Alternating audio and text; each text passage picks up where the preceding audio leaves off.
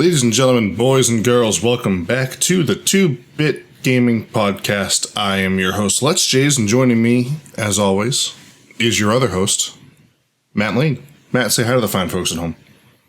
Hi, fine folks at home. If you're not watching this at home, you must now go home immediately. Tell your boss, hey, sorry, these guys said I gotta go home.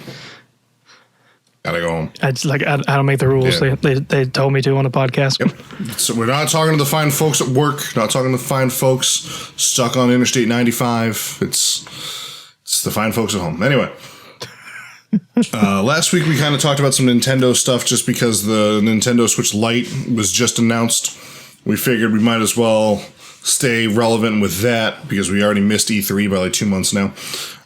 Month and a half. Yeah. But this week we're kind of going to do, I wouldn't say an E3 recap. We're not really going to talk about everything that was talked about at E3, but just some of the big things that we'd like to hit on. I mean, there were a lot of games announced at E3 this year. The new Avengers game was shown off. This actually looks like a pretty decent one. There's Lego Racing and Forza Horizon. Xbox announced a new console, Project Scarlet. But me and Matt each kind of picked a game or two that we kind of want to talk about, so we'll probably just go back and forth. First one I think I'll talk about is it's actually coming out next month, the end of August, about a month and a half from now. It's called Astral Chain. This is a Nintendo Switch exclusive. It's by Platinum Games, which are the people who brought you such wonderful titles as Bayonetta 1 and Bayonetta 2, and such horrible titles as The Wonderful 101. They hit and miss, man, but when they make a good game, they make a good game. I mean, Bayonetta 1 and Bayonetta 2 and some of the other good games they've come out with are just really, really bangers of video games. They're just really good.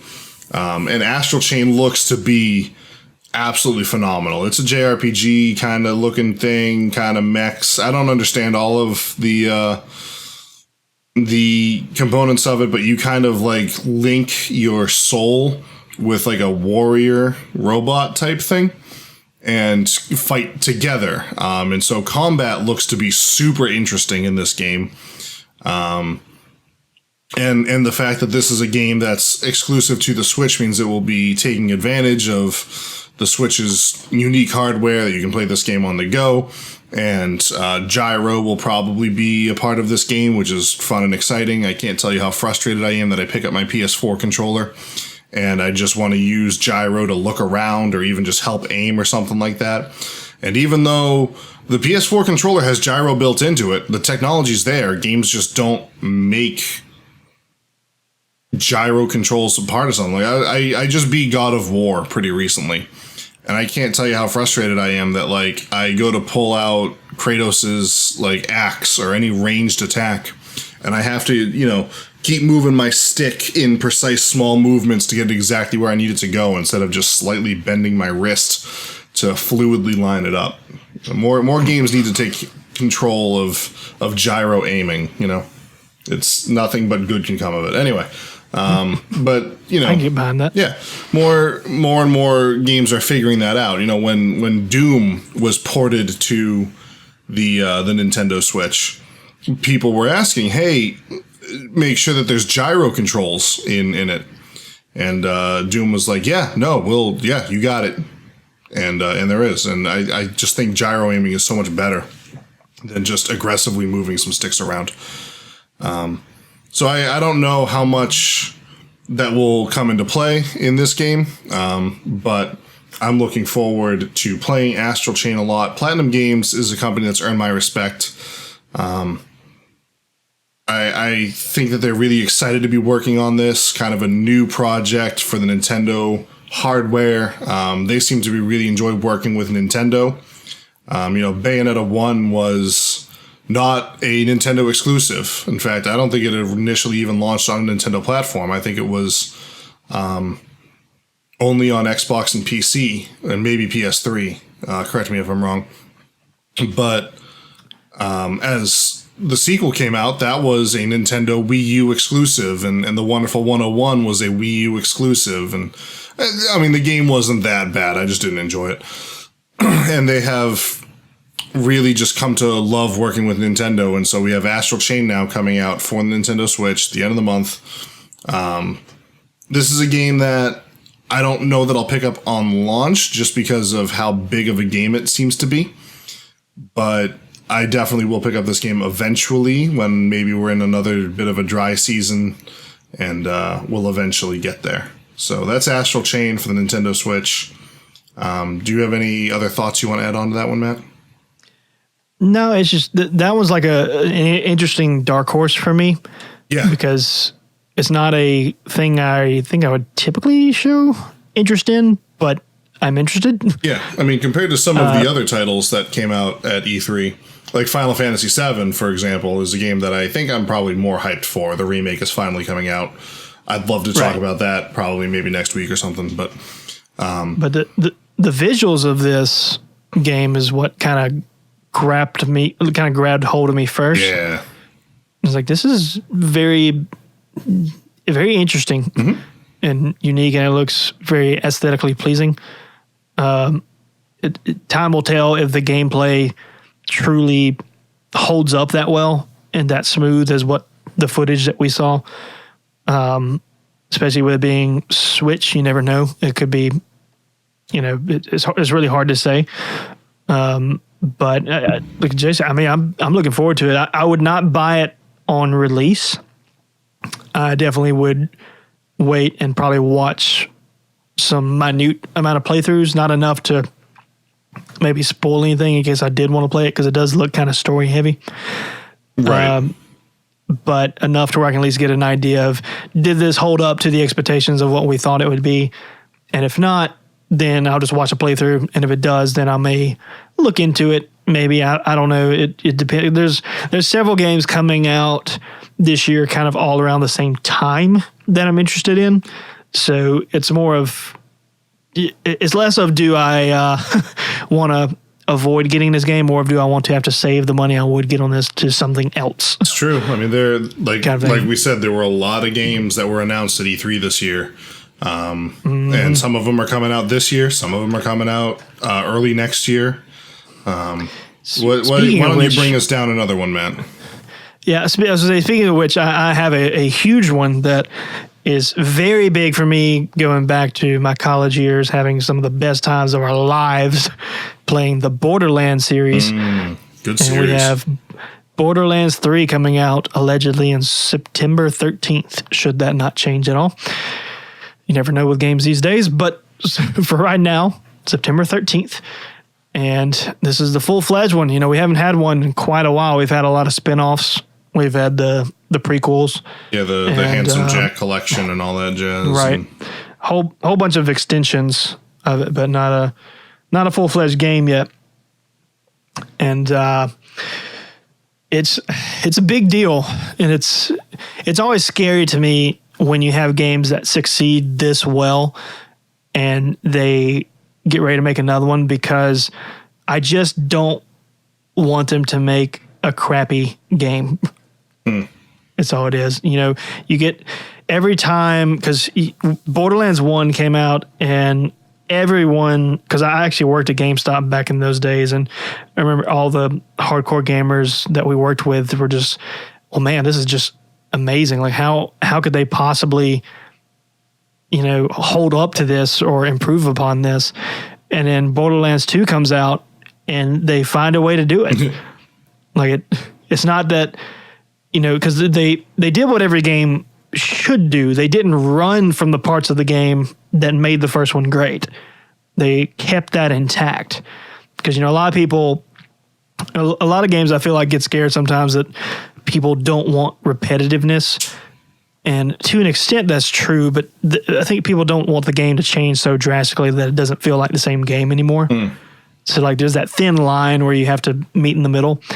And Borderlands did a great job at holding on to what they should have, which they kept the weapon system in play, which was amazing, and just a stupid large arsenal of weapon choices that you will probably never play every weapon in the game ever. Or like the same playthrough twice. Right. It's just ridiculous. and the character system, the way they have the 4 completely different types of characters you can play through, because this game is kind of meant to play as a co-op. So that carried over, even though they changed the characters, but they still introduced new characters while having some of the old characters from Borderlands 1 placed into the storyline, so that you didn't feel like they were just gone as if nothing happened. Like it was tied in. Yeah, they created a world, and right. The continuity carries over. It's not like, Mm-hmm. like, oh, we have to create a completely new story. It's like, no, let's just build off of what we already got. Exactly. So I'm waiting to see how well they deliver on that again with Borderlands 3. Now, based on everything I've seen so far, it looks like they kept with that formula, and it seems like we have a very high potential to have a fantastic game yet again, because it looks like all they did was just, hey, here is everything you loved about Borderlands with the new console limitations or lack of limitations for what they had with the previous ones. That bigger maps, bigger areas, bigger enemies, more guns, everything's more. Yes. Kind of thing. And then 4 new characters, they're all different, still the completely different classes. So there's the good thing about these games, because of the way they're designed, they have a really great replay factor to where you could pick a different character, or a lot of them have so many different option things to where you could, well, I didn't go this place last time. Let me go see what this is about. Yeah. Let me go do this. You have your main quest, but you have so many side tangents that you likely would, like with the weapons, you likely won't do all the optional things as well. So it's just an amazing game. Now, this one, interesting with the antagonist this time around, it kind of feels like they're pulling a Far Cry 5 kind of thing, except with twins as opposed to one singular cult leader. They basically have these 2 twins that convinced all the bandit clans of Borderlands that they are the gods and saviors of this land, kind of thing. Seems to be going around these days.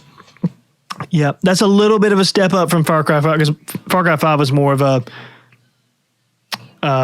he's more of a leader that convinced the people that he could kind of speak directly with the deity in that sense, as opposed to being the deity himself. But it's the same kind of principle, I guess I should say. So it's interesting because I'm trying to think back. We have not had shared antagonists yet. So, it being twins, they likely could have completely different factors about them with fighting. We don't know if we'll fight one at a time or if we'll fight both of them, or both could fight them individually and eventually have to fight them 2-on-2. They did keep couch co-op, as Jay found out before the podcast, which is fantastic. That was one thing me and a lot of friends were really worried about, because even though, by and large, I think as time goes by, most people are going to play this online with friends, and they're not going to be doing that. It's still nice for that option to be there. Right. It's not to say we have to do it, but we want the ability to do it in case we're all in one place and we don't have to set up multiple consoles in a room. It's just easier. And the thing I love about the couch co-op, the way they have it designed, you can log into your profile that exists on your other one. This is at least how the previous ones worked, and it would keep track of that. Oh, interesting. So that if you made progress with it, it's not like it was a different thing. It would carry over when you went back to play on your own mode. That's nice. Which most of us, we play the entire game multiplayer anyways, because it's designed that way with all the different classes, and it's just nice to have a revive. This game is really difficult to play single player. Yeah. As someone who played through a lot of 2 with a good group of friends, it's just a good fun time. It's a game that's satisfying to play. We've seen some gameplay of this game already. It's something we can't say about Astral Chain. We haven't actually seen dedicated gameplay sessions, but it looks to be faithful, and it looks like a really fun time. Now, one thing I don't know, and I don't know if there's a way to find out, do you know if this game is going to have crossover capability? They are, I believe there was actually a statement today about that. I believe, don't friggin' quote me on this one, but you just kind of threw this at me. Not at launch, but they're working on it, but it just comes down to everyone playing nice, you know, I mean, because it's going to be on PC, it's going to be on Xbox One, and it's going to be on PS4. Right. And so it comes down to those people playing nice with each other. And Sony has not been playing very nice lately. In fact, what's interesting, Sony actually skipped E3 this year. They just didn't show up. They didn't plan a press conference. I mean, their one from last year was weird. You know, they showed off like 4 games in depth. And they did this really weird thing where they kind of made it like a 4-dimensional experience and all this stuff for the people that were there anyway. If you were just watching on TV, it just looked weird. But they got really artsy fartsy with it, which is cool, and I respect them for doing it. But I think Sony has a very different idea of what they think gamers want these days, and the rest of us are like, no, we just want to play games. And it's been very interesting, and I'm not really super happy with Sony these days, but we'll have to see. They usually do their own press conference in the fall, in the early fall. And they've also been doing their own shorter things, kind of like the Nintendo Direct called the Sony State of Play or something like that. So hopefully they'll have another one of those soon, and we can see if they're doing anything. Wishful thinking, at least. So yeah, that's the pros of Borderlands 3 that I'm looking forward to. I really hope that they include crossover, because that would be convenient, because then we can all play on something without having to specifically make sure we buy it on the same platform. Right. Which would be nice, but you know, we'll see how that goes. Who knows? It might be another Fortnite thing where we've found a way to exploit crossover, even though crossover technically didn't exist. Yeah, who knows? So we'll see. But let's move on to our third game of the evening, which Jay is going to talk a little more about. Yep. Next up, I want to talk about a game that was announced kind of last year, and we got a good look at it this year, and that's Cyberpunk 2077.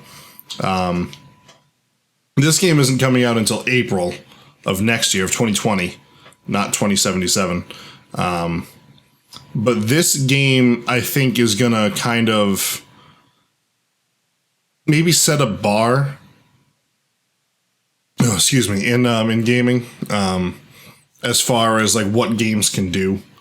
You see it with every console cycle, like go look at what a PS3 game looked like at launch, and then what the last PS3 game that came out looked like, and they're just very different because developers are figuring out how to better use the technology and how to fit more and to use more and whatever. And I think that this is going to be like the penultimate game of this current console generation.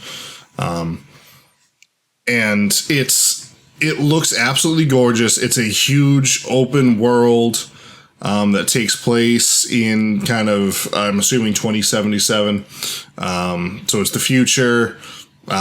People have augmentations to where they have, like, you know, guns in their arms, or their hands can turn into blades, or, you know, they have computers in their brains that can hack things and whatever. You know, it's a cyberpunk game, you know, it's very much my aesthetic, you know, the neon colors and the city life and the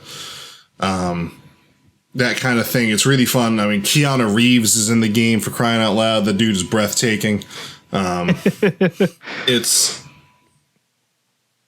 think that this is going to be the game that defines the console generation, or at least sets the highest bar. I don't think that any other game that's going to come out for the PS4 or the Xbox One is going to do quite what this game is capable of doing. I could be wrong, but that's what I think. The game looks like a lot of fun. We haven't really seen a whole ton of it from a gameplay perspective yet. I'm assuming we will probably at some other press show between now, probably at the Video Game Awards, if I had to guess, in December. We'll probably see more about this game. It wouldn't surprise me to see Keanu Reeves show up at the Video Game Awards and give a little speech about it. But it's I'm really excited about this game. It's a little early to say if I'll play it at launch or not, but probably, if I had to guess. Interesting. It just looks like a really fun game to me. So that's Cyberpunk 2077. Still, I think a lot of it's kind of being worked out, but it looks like a ton of fun. Right. So far, I think unquestionably I'll watch through it because I'm very interested in it. Mm-hmm. I haven't seen enough on it yet to sell me as a open buy kind of thing. Like I'm not going to spend money on it as soon as it comes out. Just haven't seen enough quite yet. As beautiful as digital Keanu Reeves is, I do want to wait and see a little bit of it, but I am also incredibly intrigued by it because it seems very unique. Yeah, definitely. Unique is a really good way to put it. Yeah, it doesn't seem like a rehash of any other game we've seen before. It's kind of like, okay, where's this gonna land here? Yeah, it's and that's, I mean, every game that we've kind of talked about is that way. I mean, like Borderlands, it's the third game in the series, but like name another game that's done what Borderlands has done, you know? And Astral Chain is kind of like, what is this game? Well, it's new. And Cyberpunk 2077, what is this game? Well, it's new. And it's just so cool that in this world of, you know, people talking about, oh, it's another battle royale game, it's another racing game, it's another platformer. All this new stuff is still coming out like decades later. I just think that's really, really cool. Exactly. Which gives me hope. It makes me look forward to that. Speaking of gives me hope, let's move on to the fourth and probably last topic of today's podcast, unless you had anything else you wanted to add on Cyberpunk. No, I'm good there. Okay. Another one I'm looking forward to this year, which is going to be a little further back, is going to be in November, mid-November, specifically on the 15th, which before I even talk about it, we were trying to figure out earlier if that's even going to make the cutoff for Game of the Year. We couldn't quite remember. We know it's mid-November. So if this does meet the cutoff, I think it will be a very good contender, given that it holds up well. Star Wars Jedi: The Fallen Order. Ominous. Which seems very interesting. From what I've seen of it, which I've been trying to avoid too much story stuff, because when games have a lot of story, kind of like with movies nowadays, I don't like to watch trailers anymore. Yeah. I feel like they give me too much that I don't want to know.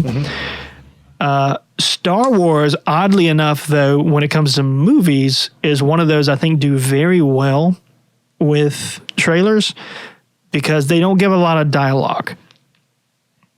And what I mean by that is not that no one's talking.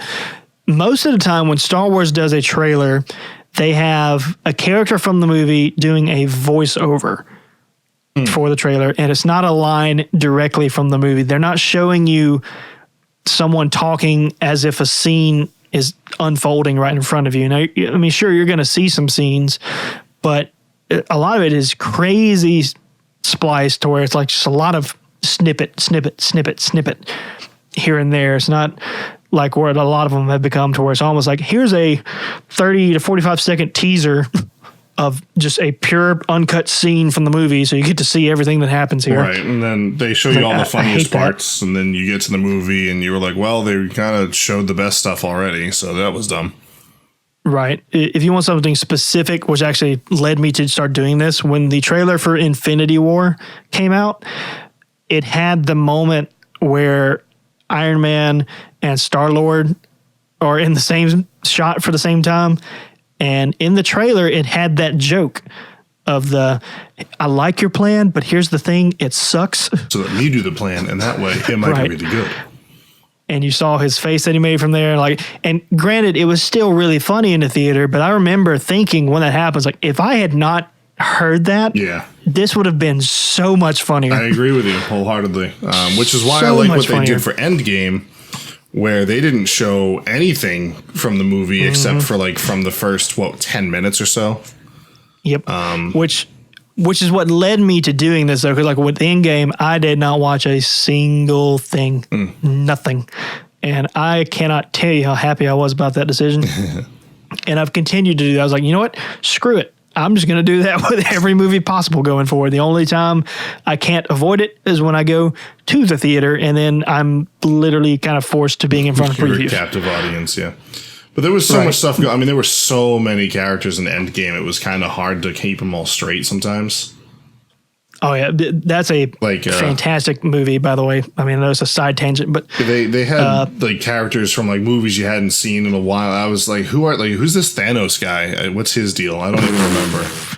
oh come It was on. weird. I don't know. Anyway, Jedi Fallen Order, Matt, bring it home.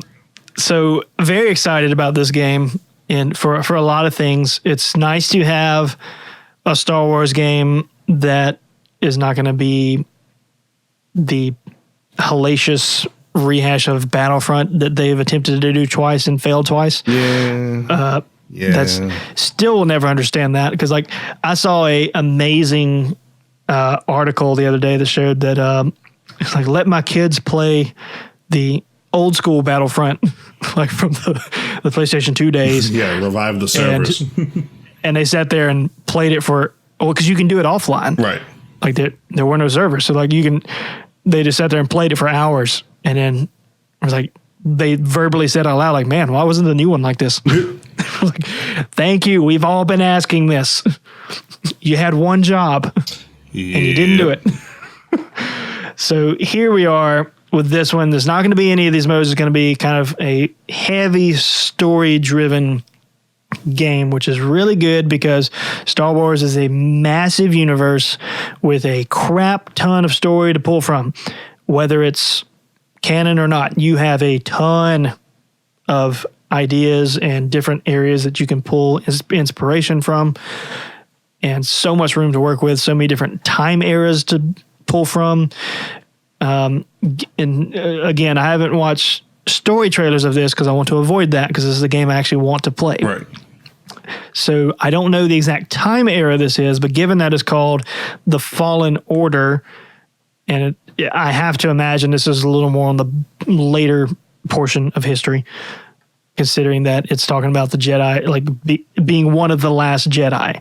So this is, without seeing any story spoilers or looking into it, this is just a guess on my part. So some people may already know the answer if they've looked into this. I mean, This is me. they blatantly said exactly when this takes place at E3. Good. But Okay, which I specifically avoided because I Right, didn't want to know that. what's your guess?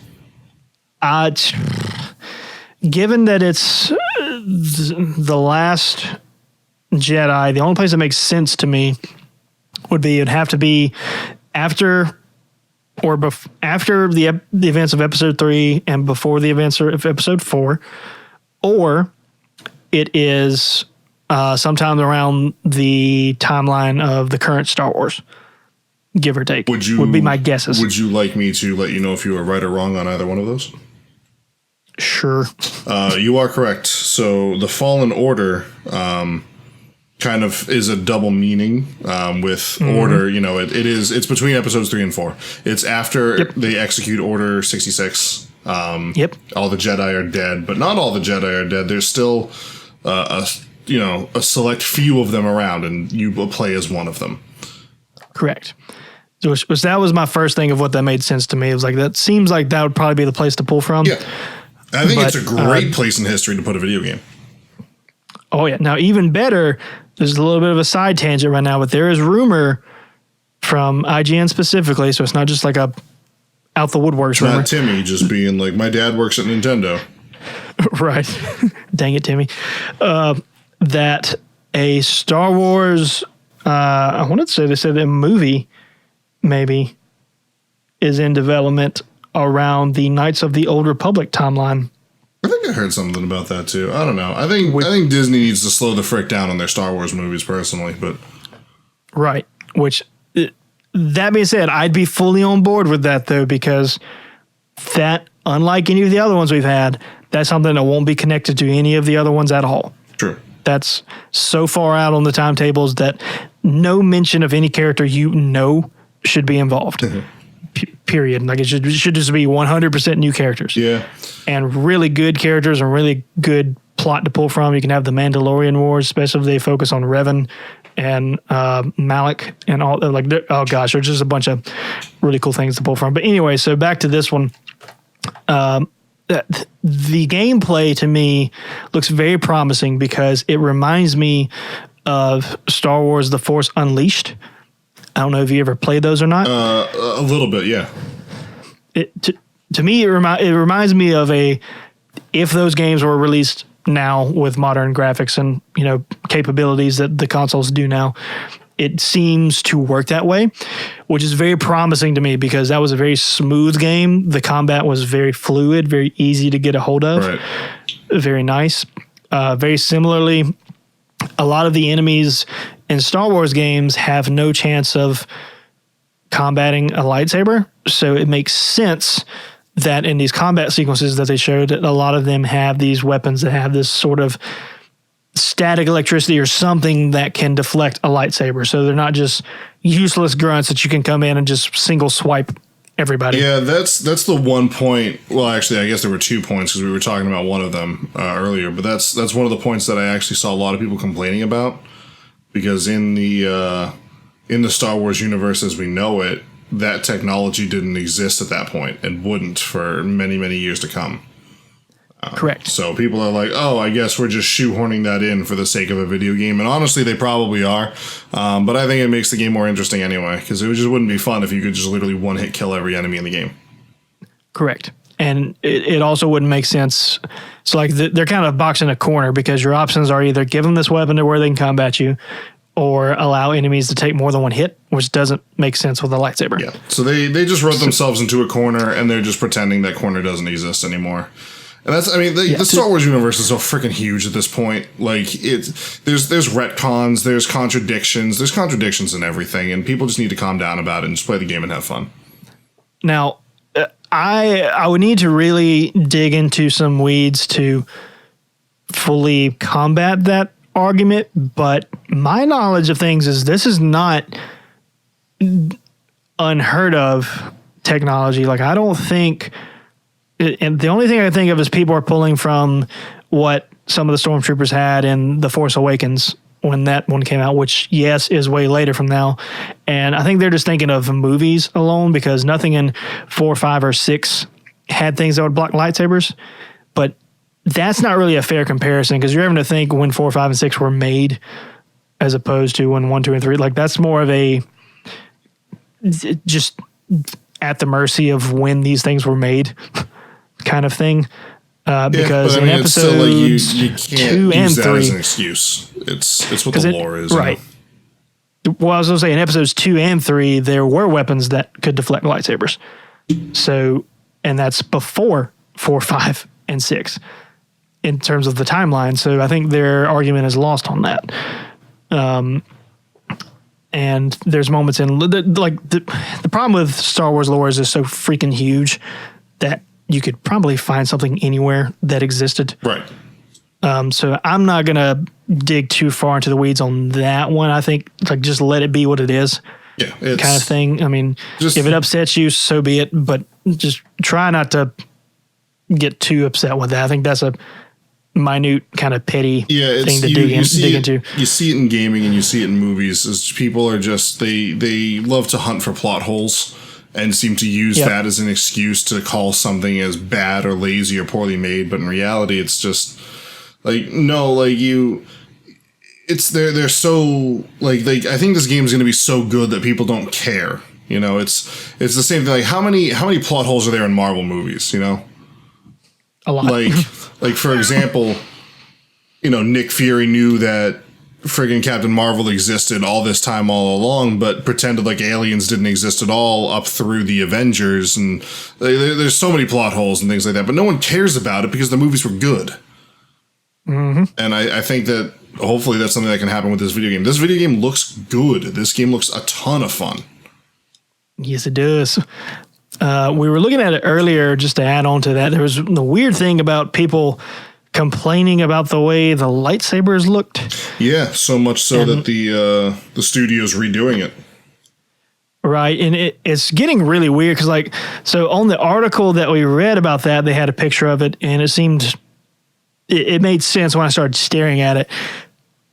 But now looking on their website directly, which I don't know if they've already patched it or what the deal is, but like the lightsaber I'm seeing now, it's like, okay, I don't agree with it here.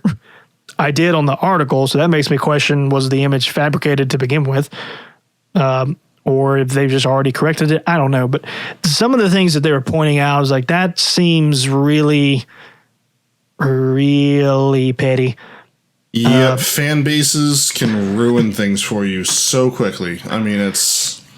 Oh, I am 100% on board with Star Wars fans for all the things that are out there right now, probably being one of the more toxic fan bases that you can find. Yeah. Wholeheartedly. Definitely one of them. They're definitely like, oh gosh, like just freaking chill. Like I understand, like to some people, it's really important to them. You know, it's like they've dedicated their lives to, you know, studying this movie series and game series and extended lore and extended universe and all this stuff, and it means the world to them. And like getting anything wrong is awful. But like you need to understand, just chill, like. Well, to me, a lot of it's just illogical. Like it's just, I guess what I would call it to be emotionalism is what most of it is. Yeah, probably. Like you talk to people, like even in a gaming sense, like a lot of them it's like people are taking whatever the original was, and regardless of what context, and they just want to hold on to that so much that they refuse to allow any exploration outside of that realm. And it seems silly. Like, so like, that's like saying if you were playing this game and you went back to, I don't know which one, like Star Wars Revenge of the Sith on PlayStation 2 or something like that. And then you got mad because this game did things that one didn't do. Like, why would you? You have the ability to go so much beyond that now. Like, why would you limit yourself to what something older couldn't achieve at the time? Right. That makes no sense. That's the same way, like, not to get on a movie tangent, but like, I get that the 70s Star Wars were amazing and well ahead of their time, and they paved the way for so many things, and they should be respected. But to want the new ones in any way to just 100% stick to only that format, to me, is just stupid. Right. Like, it doesn't make sense. Like, I don't, which, I mean, like I said, it just boils back to people just holding on to the original. They just want a repeat, but even that's not true, because we had that conversation a long time ago when I think The Last Jedi just came out, and it was a meme that The Force Awakens that came out, and all the Star Wars fans like, oh my gosh, you just made a carbon copy of the old one. It was like, well, we thought that's what you wanted, so we did that. That didn't work. So then they make The Last Jedi, and then oh my gosh, you pretty much did the opposite of everything. And then it just had the the meme from the Notebook of the guy. What do you want? Just tell us. No, I think you summed it up beautifully when you said Star Wars fans are the worst. That's a paraphrase of what you just said, but I'll go on record as saying that Star Wars fans are the worst. Which is annoying, because I'm a big Star Wars fan, and I don't have a problem with any of those things. I'm very much looking forward to this game, and I'm okay if it does weapons that, even if canonically, if these weapons didn't exist, I don't care. Well, you know what's interesting? I think it'll make the game more fun. You know where a lot of this stems from is back in the day, like when the original Star Wars came out and all that stuff, and even when we were younger, being a gamer and a nerd and things like that wasn't cool. But now nerd is so mainstream. You know, you have comic book movies are literally the best things being produced right now. Gaming has hit mainstream. A lot of these nerdy things, like shows like Rick and Morty, is super nerdy and one of the best shows on TV right now. True. And so people Morty. have gone ahead and taking that as a, hey, I don't have to be ashamed of my passions anymore, which leaves the rest of us ashamed of our passions, because the people who are coming out now as being nerds and proud of it, are the most obnoxious people in the world. And we have to tell people, hey, I'm a Star Wars fan, but I'm not that Star Wars fan. I'm not the kind of person who has literally bullied the second female lead of the last Star Wars movie off of social media because they hated her character. Like, we're not that bad. It's the same thing with any aspect of life. So, like, you have gaming, you have movies, you have even, and no, I'm not going to go into this, but even like on the political spectrum of things, what happens is the radicalists and extremists of any platform kind of ruin it for everybody else. Yep. Even though in a statistical sense, they tend to be the minority. They're not the entirety of that group, but they're the ones that are going out of their way to be vocal about it, to where that tends to be the only thing you hear. Mm-hmm. So you end up having a negative association with whatever group that is. Yep. So that's very much true with what Jay just said. On like, I feel like by and large, probably most of the Star Wars fans are very tolerable and maybe easy to deal with, but there's just so many that are just unpleasant. Mm-hmm. And it's quite frustrating. I feel like what happens is all the ones that are down there just don't want to waste their breath trying to argue it. So you just don't see them out there. Yeah. Which is definitely me. Like, if I see this, I'm like, I'm not wasting my time on this. No, I mean, you definitely got to pick your battles. And, you know, being on social media today, people are just so ready for a fight. I mean, I had a thing pop up on my last Twitch stream that I did. You know, it's not even worth going into, but people are just looking for fights constantly. And I'm just like, look, I'm not going to fight you on this. This is the way we are here. This is who I am. And if you want to fight, go somewhere else, because I'll just time you out. Yep. I will go on record saying that, like, you will never find me having a quote unquote argument on any social media platform. Like, it's no, not about the types of things that people are arguing about on social media. I mean, I'm not afraid to stand up for what I believe in, and I'm not afraid to have a intelligent conversation with someone. But the minute an argument starts, you've both lost. You know, it's because even then, I'm probably going to try to privatize that to where I take it to a one-on-one. Oh yeah, no, you're not going to not going to have that on your Facebook feed or whatever. No, not at all. No. Man, that conversation went in a weird direction. Yeah, it certainly did. Anyway, with E3, there were a lot of great games that people were talking about. Like I said, Final Fantasy VII Remake is finally coming out this March. I am pumped for that. Other games that were talked about, we've got Watch Dogs Legions coming out, which is a game where you can literally play as everybody. I'm really excited about that. Gosh, I can't even remember all of what was announced. I'm just really looking, like, gaming is so great. Like, there's so much cool stuff coming out in the next year beyond, you know. Very true. Yeah. But that's all I have on Jedi, the Star Wars Jedi, the Fallen Order. Did you have anything else you wanted to add on that? Jedis are cool. I can't wait to play this game, honestly. This will be a launch title for me. I will buy this game and play it at launch. It looks so much fun. I hope to be in that party as well. Yeah, it'll be a good time. And this, I don't know if I'm going to stream this one or not. I might. This might be a stream game. I don't know. We'll figure it out. But yeah, Jedi Fallen Order is a really smooth looking video game with a lot of great action in it, and it just looks fun. So be on the lookout for that. When's that coming out? That's November 15th, right? Yeah, dead center of November. Yep. Right on the 15th. Looking forward to it.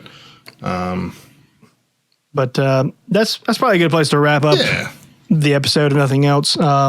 This week, Jay is going to have our question of the day, and I don't even know what it is, so this is going to be a fun one to answer. Should he have even thought of anything by this point? Oh, please. How little faith do you have in me, man? 0. Rude. No, with Xbox announcing their new console, the Xbox Project Scarlet, which they're just going to rename into something stupid. Of course. And Sony has talked about their next-gen console, and Nintendo has kind of just split the console generation at this point by releasing theirs like halfway through the cycle, so they're not coming out with anything new anytime soon. I halfway fully expect Microsoft to name their next console the Xbox Sony. What? My question for you. What do you want from the next generation of consoles? Oh boy. We've heard a lot Gosh, what a loaded question. I know. We've heard a lot from both Microsoft and Sony about what's coming out. And yes, they're still supporting physical discs. It's not a download-only box. It's not a cloud-based service like the Google Stadia. Even though Microsoft and Sony both have cloud-based services, and Ubisoft's coming out with their own.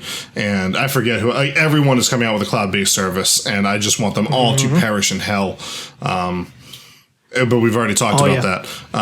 So what do you want to see? Like, what's a feature you would love to see in the next gen console? It can be something that already exists that maybe we haven't seen in a while, like backwards compatibility. It could be something completely new. So that's my question for you.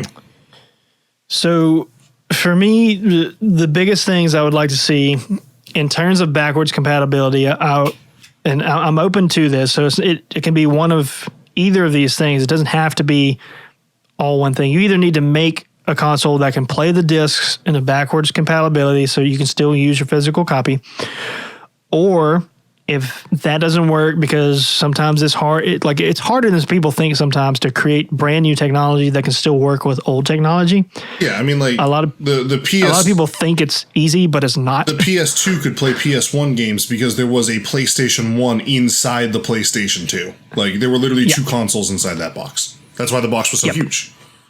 Yep. But so let's say even if that's not a capability, with the way technology is now, I think it would be great that if you incorporated your online hub that you have and have literally every game ever made on that console available to either purchase through digital download, or you can have a way to where via smartphone, because technology is so integrated that it wouldn't be hard to do this, that if you can find a way to take a picture of the case of the game you have or the disc itself, whatever, to where there's just some form of physical proof that it will recognize and then allow you to freely download the digital version. So that's kind of what Microsoft already has going for them. They've been doing that for about a year and a half now, which is a great thing, and that's something that I think is a good solution to it. Is you put your disc, you can put your original Xbox disc into your Xbox One, and it'll be like, oh, that's this game. You must own it. We're going to download it onto the hard drive so you can play it. And then you don't need the disc anymore because it's not running off the disc. They're just downloading it. But ding, ding. Yeah, I think that's a great solution to it. I feel like that would be a fantastic thing. There's so many things I can think of that I'm trying to...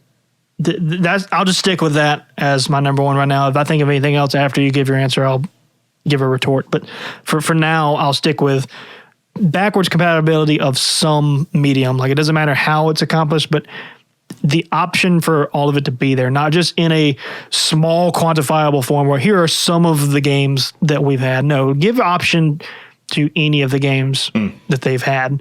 I know that's a lot, but my gosh, like it's 2019. We should have the option by this point. Yeah, no, you're right. I mean, the games used to be played on an 8 megabyte memory card. How freaking hard can it be? Yep. So what's your answer for what you would like to see? I thought of a few cool things. One of them actually came off of when you were talking about Borderlands 3 and split screen. I think it would be cool if you had multiple HDMI outputs, and so you could plug your one console into two TVs and each have a full screen. That would require a ridiculous graphics card in your console, which would jack up the price of it. But I think that would be cool. You know, I don't think that we're beyond that at this point. And you know, agree with that. Even if like, so then if you're at home, let's say, and you're just playing by yourself, and you have the two HDMI outputs into two TVs, maybe in like your media room or something like that. One of it is your game, and the other is like your hub where like your friends list is, and the store, and you know, like stats and stuff like that, like your trophies list or whatever, so you can seamlessly bounce back and forth between the two, and you don't have to hit the home button and do all that stuff. You know, I think that would be kind of neat. So that's one thing. I don't remember my other idea because I got so excited about that one. So I'm just going to go with that one. I think it's hard to really say this because I don't want it to be like a carbon copy, but I don't. I would not be opposed to any of the consoles doing some form of extension like the Switch has, to where the console has a removable outlet that you can take it with you, even if it has limitations, because I'm sure the technology of Switch is going to be copyrighted to some extent. Like, it doesn't have to be a carbon copy, but to some extent that would be neat. I feel like it's a catch-22, because I feel like a lot of the games that are run on these consoles nowadays with something portable would just drain the battery so freaking hard that you would have such a limited playtime, or you'd be forced to have a charging brick, or you'd be forced to carrying more than probably what you want to. So I think we're still a little ways away from having the more reasonable technology to be able to do that in a comfortable setting. But we're getting there. Yeah, we're on our way. Speaking, this is a short side tangent, but you talked about streaming outlets for a second and being frustrated by that, and I kind of wanted to hit on that for a second, because I think we're getting into interesting territory that is worth pointing out to people who haven't thought about this yet, so they can kind of begin formulating their own ideas and kind of make sure they know where to go and what to sit on, both in gaming and in TV and movies. Like, all these companies are starting to do what Jay talked about earlier, to where instead of having this one central hub, like let's use Netflix or Hulu for an example, you're starting to have so many companies, instead of taking the royalties from those hub companies, like Netflix and Hulu has to pay whoever they're borrowing these shows from, they have to pay them copyright so that they can have it on their platform. And companies like, let's say NBC, so like it's been made public that The Office is going to pull themselves from Netflix because NBC is going to make their own streaming outlet. So The Office can have it there.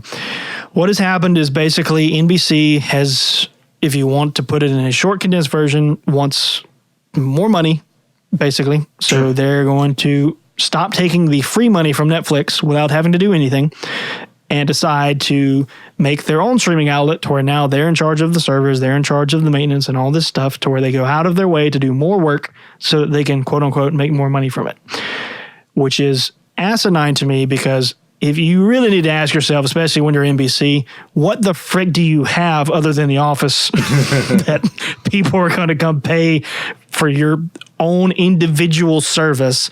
And the problem is, a lot of companies are starting to do this, and it's getting really dangerous to me, to where I feel like we're about to inadvertently tank streaming to a certain extent, because no one's going to have all of these streaming services. That's going to add up to a stupid monthly bill that no one's going to want to pay all of them. So what's end up going to happen is someone is either going to only, if none of them are contractual, they're going to stick with those and hop in and out of them. If they are contractual, they're only going to stick with the ones that they watch the most of, which most likely wouldn't be companies like NBC. Like, what I see happening with theirs is going to 100% flop, and they're just going to literally die and eventually probably absorb back into Netflix or Hulu at some point in time. I give them 2 years. Because it's hilarious to me, because you know what's happening right now? You go to places like Amazon and stuff, and they are selling disc copies of it out the freaking wazoo. Oh, yeah.